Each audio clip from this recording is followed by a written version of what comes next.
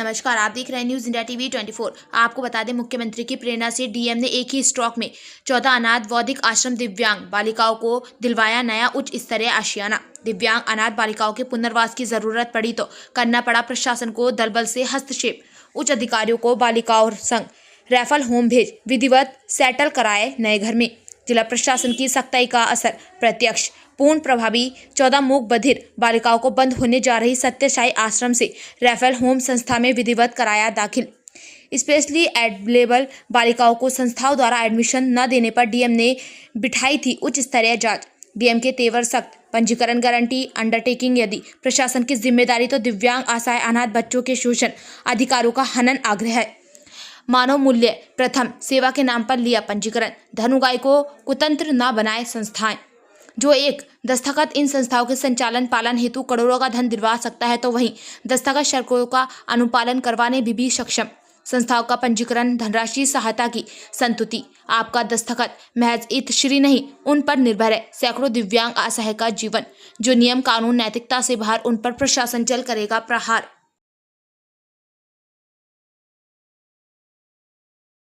किसी भी जनपद की तरह हमारे जनपद में भी कुछ स्पेशली एबल्ड चिल्ड्रन हैं और एक कैटेगरी ऑफ चिल्ड्रन ऐसा है जिसको हम OAS बोलते हैं, ऑर्फन अबेंडेंड सरेंडर्ड। मीन्स ये बच्चे दिव्यांग भी हैं, मानसिक रूप से दिव्यांग भी हैं और ऑर्फन भी हैं, इनके पेरेंट्स भी नहीं हैं। और ये सारी बालिकाएं हैं।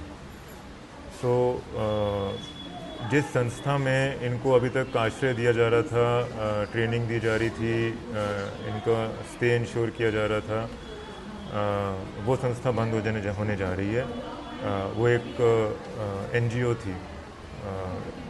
हालांकि उस NGO की फाइनेंशियल मदद और रजिस्ट्रेशन फॉर्मेलिटीज़ में पूरी तरह से एडमिनिस्ट्रेशन और गवर्नमेंट इन्वॉल्व थी और उनको फंडिंग सोर्स करने में गवर्नमेंट की अंडरटेकिंग्स होती थी, एडमिनिस्ट्रेशन की गारंटीज़ होती थी, but for some reason it is going to close. ये डायरेक्शंस दी गई थी कि जब तक इन बच्चों का कोई अच्छा विकल्प एडमिनिस्ट्रेशन नहीं एक्सप्लोर कर लेता, तब तक उस संस्था को ही इनको बच्चों को आश्रय देना है। यही एक विषय था जब ज़िले से एक कॉम्प्रिहेंसिव जांच इंस्टीट्यूट हुई थी, संस्थित हुई थी कि हमारी जितनी भी ऐसी ऑर्गेनाइजेशंस हैं ज़िले में, लगभग 20 हैं, उन सब 20 की 20 ऑर्गेनाइजेशंस की गहनता से जांच की जाए। It was a high level committee headed by जिला समाज कल्याण अधिकारी, जिला प्रोबेशन अधिकारी एंड आवर जिला शिक्षा अधिकारी। जब वो जांच की गई तो उसमें बहुत से तथ्य उजागर हुए कि जब रजिस्ट्रेशन के समय ये लोग अपनी फंडिंग सोर्सेज को डिक्लेयर करते हैं, अपने यहाँ पर कितने टीचर्स और स्पेशल जो ट्रेनर्स होते हैं उनको डिक्लेयर करते हैं, अपने फंडिंग सोर्सेज को उजागर करते हैं रजिस्ट्रेशन के समय, तो वो सब चीज़ें फॉलोड की जा रही हैं या नहीं की जा रही हैं। तो उसी के दौरान हमारे कुछ ऑर्गेनाइजेशंस आगे आई to make up for that gap कि हम ऐसे बच्चों को अब लेने को रेडी हैं। That was the purpose of that inquiry कि जो उनका मैंडेट है वो फुलफ़िल करें, जो उनकी जिम्मेदारी है सोसाइटी के प्रति वो फुलफ़िल होनी चाहिए। जब एडमिनिस्ट्रेशन गवर्नमेंट उनको गारंटी दे रहा है, जब एडमिनिस्ट्रेशन गवर्नमेंट अपने रिस्क पे उनके फंडिंग सोर्सेज के लिए अंडरटेक कर रहा है, ये उनकी प्राइमरी जिम्मेदारी है कि जिसके लिए उनको फंडिंग मिल रही है, जिसके लिए एडमिनिस्ट्रेशन उनको सपोर्ट कर रहा है, तो ऐसे बच्चों को जब ज़रूरत पड़े उन संस्थाओं की, तो वो पीछे ना हटें।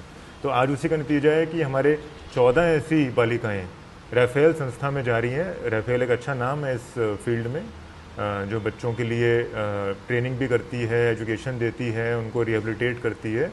तो आज 14 बच्चों का ऐसा दल हम परमानेंटली राफेल में शिफ्ट कर रहे हैं और इसके लिए मैं अपनी टीम, जिसमें CDO हैं, हमारी DPO महिला कल्याण, हमारे समाज कल्याण अधिकारी, मैं उनका धन्यवाद ज्ञापित करता हूं कि उन्होंने बहुत क्विक एक्शन लेते हुए वो अपनी इंक्वायरी इन्होंने कंडक्ट की और जिसका नतीजा है कि हमारी 14 बालिकाओं को एक अच्छा आश्रय स्थल मिल गया। ना सिर्फ आश्रय गृह बल्कि उनको बहुत अच्छे एजुकेटर्स मिल गए और हमें उम्मीद है कि वो जो गैप है मेन स्ट्रीम बच्चों में और हमारे ऐसे दिव्यांग बच्चों में वो जल्द फिलअप होगा और कोई फंडिंग सपोर्ट की आवश्यकता होगी इन बच्चों के फ्यूचर के लिए तो we will not desist from that, we will encourage that, we will provide them as much support as possible from the administration side.